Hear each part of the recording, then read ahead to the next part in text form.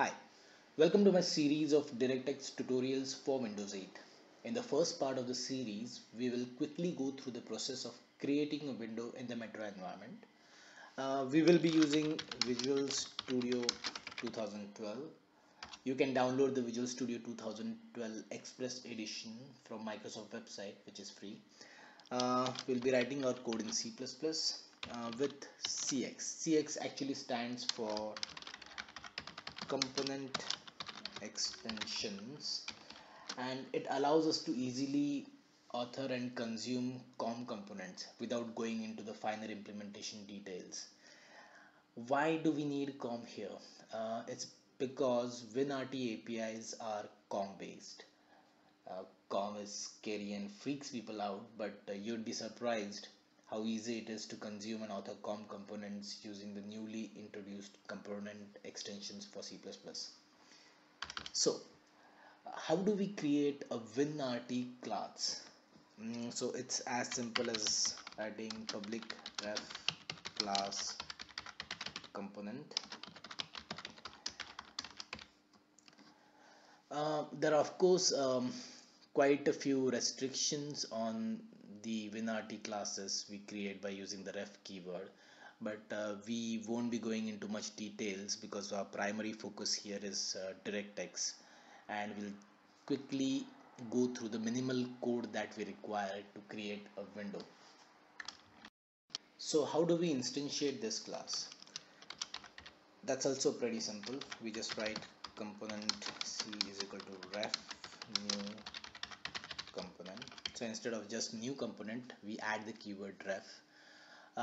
Notice the special hat character here, and for our purposes we can think of as a smart pointer. It is actually reference counted and memory is freed up automatically when there are zero references to it.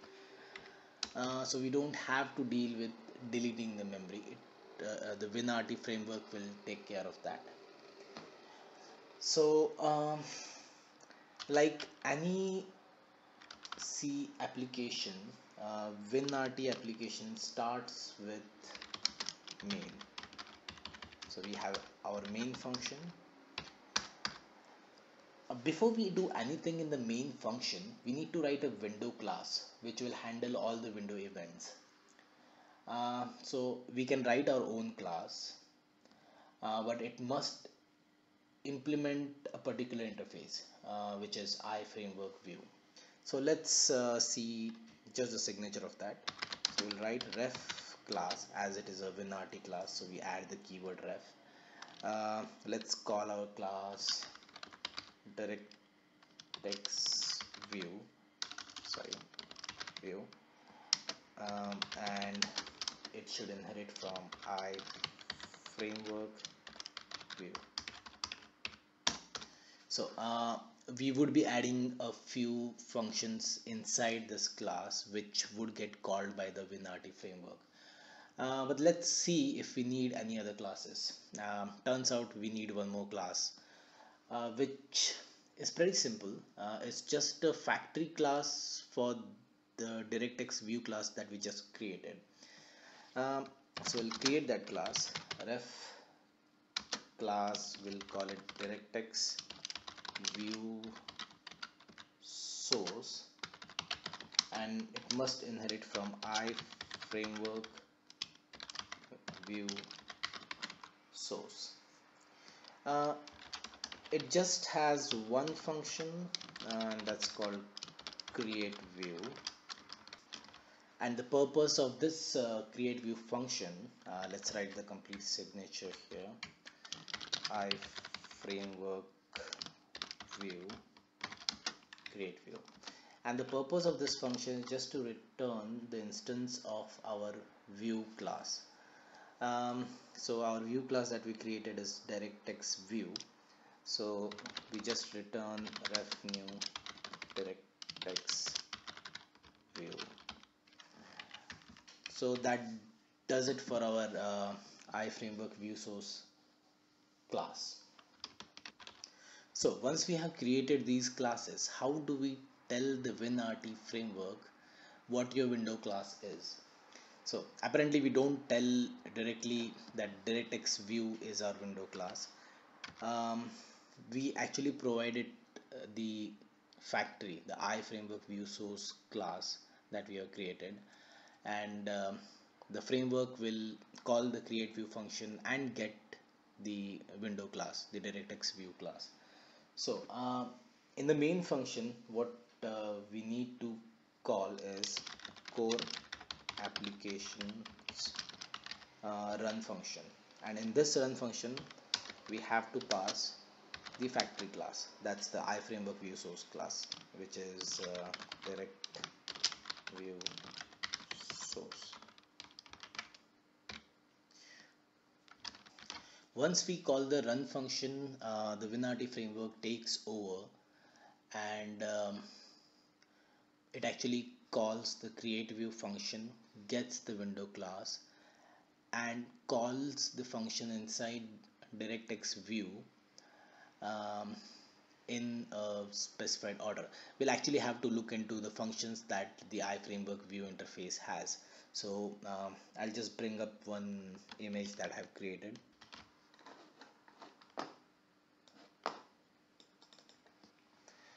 Okay, so this diagram, though it might not be very accurate, gives you a rough idea of how the framework initializes and calls our window class. So the main function we call core applications run function, and pass it on an instance of iframework view source. So what the WinRT framework does is it calls the create view and gets the instance of iframework view, and then iframework view has a couple of functions which we must implement, and it calls it in the same order as it's shown in the on the diagram here. So first it calls initialize, then set window, then load, then run. Run is basically kind of an infinite loop which will keep your application running. uh, Once we exit the run function, the uninitialize gets called and the application would exit. So I'll close this.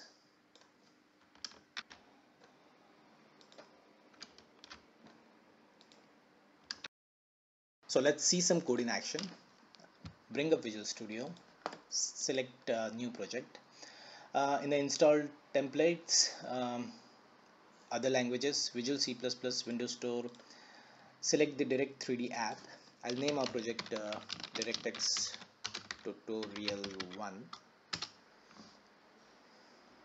So this template will have a couple of source files. Delete those, we won't be needing these because we are going to write our window code from scratch. So create a new CPP file and I'll call it main.cpp. We won't be very organized here. We can refactor the code later on. But for now, I'll write all and the entire code that is required to show a window in one single file, main.cpp.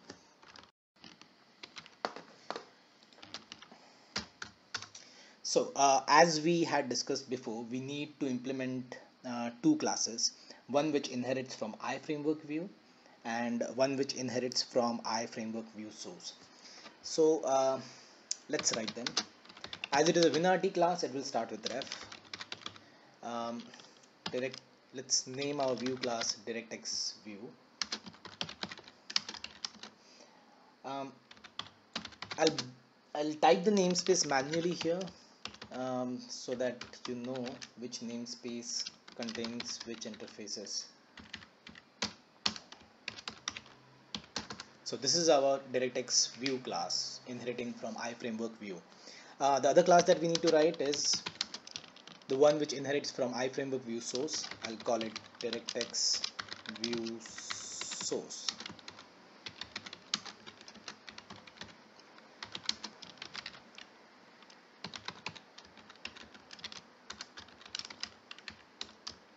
iframework view source. So let's see what it's in iframework view source. I'll click F12 so that we can see the definition. So there is just one function that we need to implement, and that's create view, and it returns an instance of iframework view. It seems pretty simple, so we'll first write the create view function.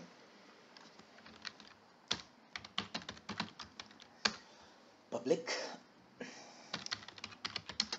virtual Windows application model co. So it has to return a pointer, a ref pointer to iframework view. It takes in no parameters.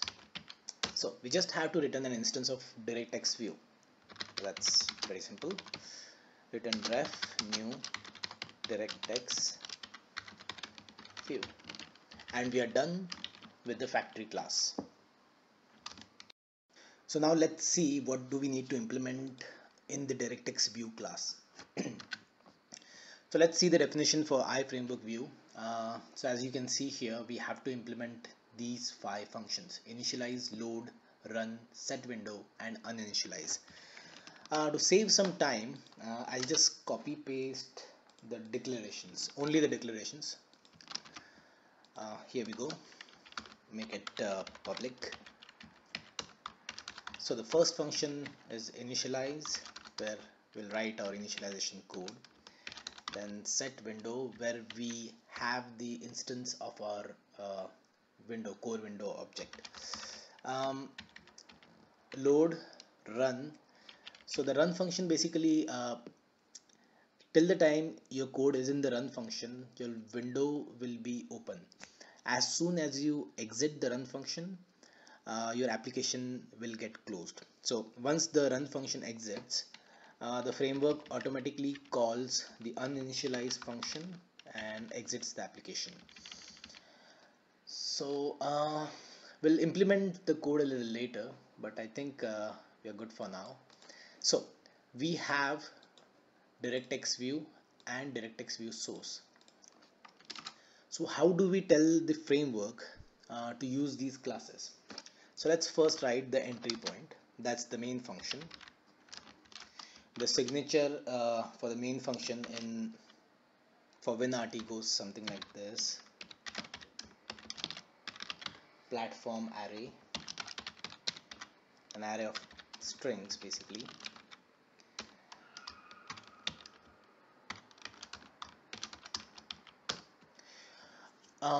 WinRT framework actually requires strings to be of type platform string and arrays of type platform array. We won't be going into much detail, but anyways, we are not even using the parameters for now. So in the main function, we have to call core applications run function with the instance of our DirectX view source. So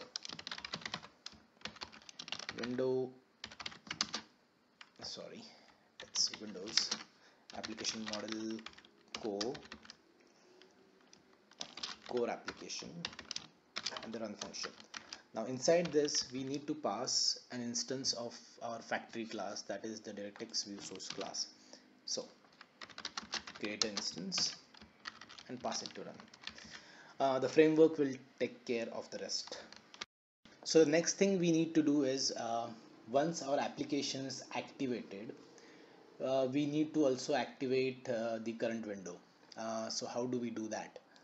So basically we need to know when our application is activated. So for that, we need to handle a particular event of application view. So that event is activated.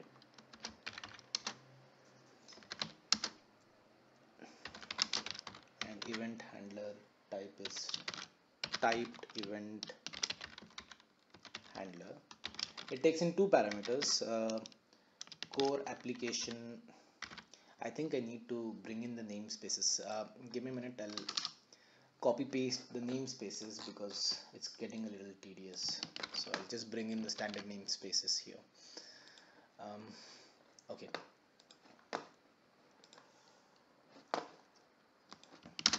So uh, core application. So it takes two parameters basically, core application view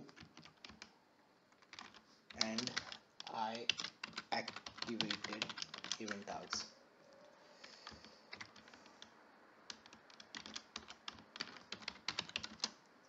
So DirectX view. So we'll write our event handler by name, say on activated. Sorry. Okay. So on application activation, our on activated function will get called. We still need to write a function. So I'll just write it. So on activated core application view and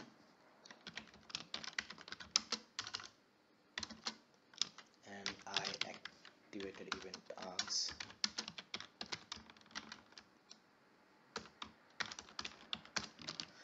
So here we have to activate our current window, the window which is running for the current thread. This is a static function in core window class which is get for current thread, which will return you the instance of the window. So I'll just write it down. Core window is equal to core window get for current thread. So this actually returns you the instance of the core window class. So we have the window, we just need to activate it.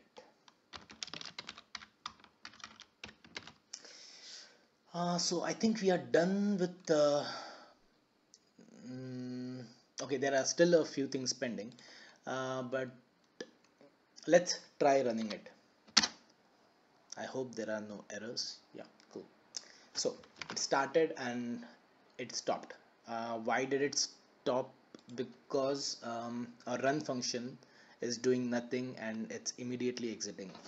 So if I just put infinite loop here, which is a bit creepy, let's run it now. And this is our window. Now our window is just displayed. It cannot handle any of the events. It cannot even register any mouse clicks or any keyboard presses. So in the set window function, maybe we'll add one event. So what event do we need to add? Let's add pointer pressed. That's for the mouse click. So pointer pressed plus is equal to ref new. Similarly, the way we did for the activated event. So it's, I'll just copy paste this thing. Typed event handler, and the parameters that it takes is the go window, and the arguments are pointer event args.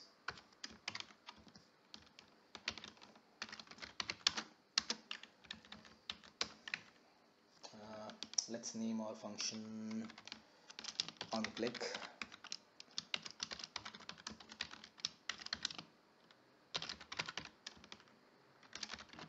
And let's implement this function.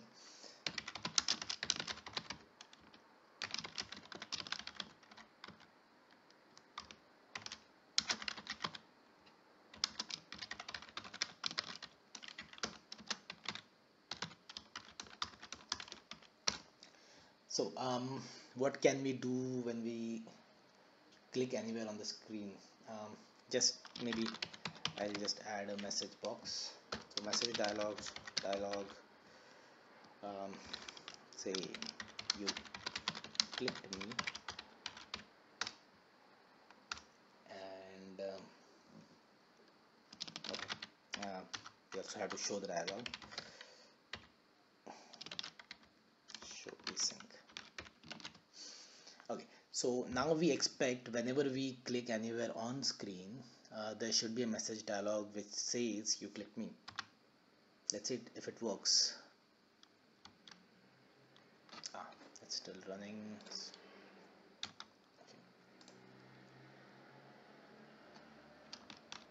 And there is an error.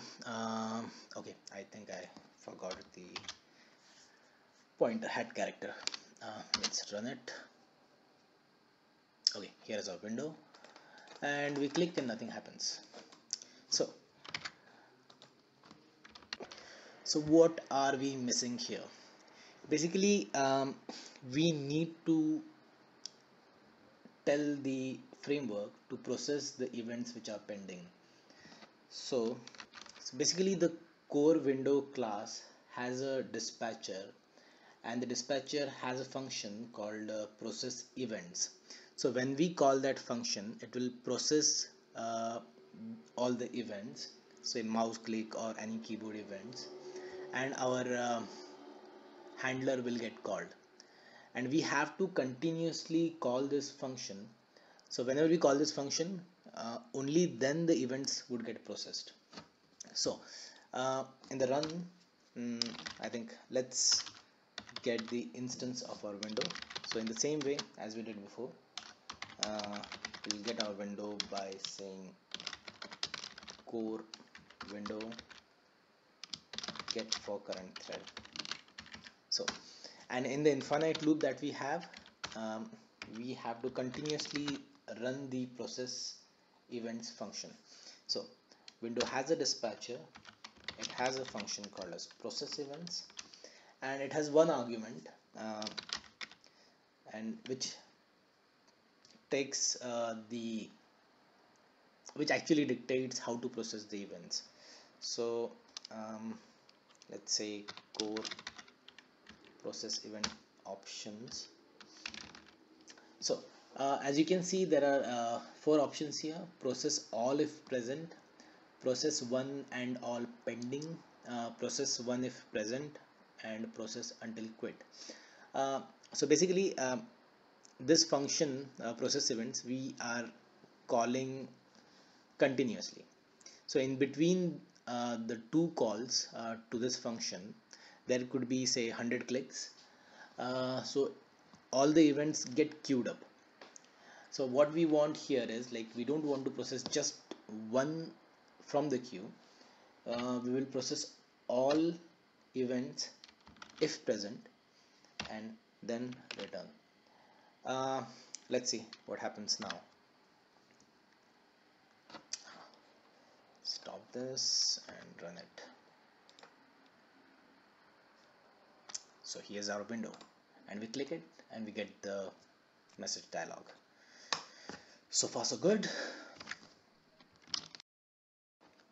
So let's stop here for now and come back later in the subsequent session to see how we initialize DirectX and make it right to our window which we have created so painstakingly. So goodbye for now. Thank you.